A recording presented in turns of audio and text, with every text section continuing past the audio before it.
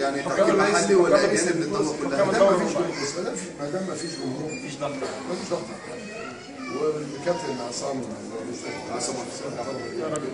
وبعدين لما بيبقى واحد ناس جهات بريشه ولا مش عارف بيبقى عليه علامه كده الراجل واحد يستبعد.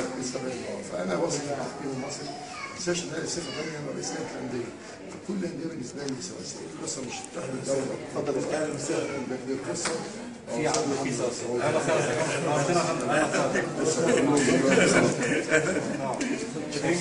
وجود حضرتك بقى يخليك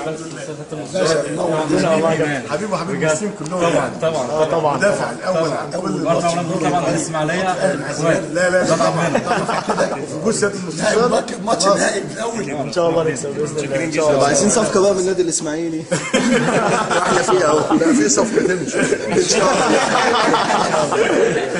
الله حسني خلاص بس مش من التسجيل يعني اكيد خليها مفاجاه للكل ان شاء الله. عشان نخلص يلا اسمع حضرتك اللي هم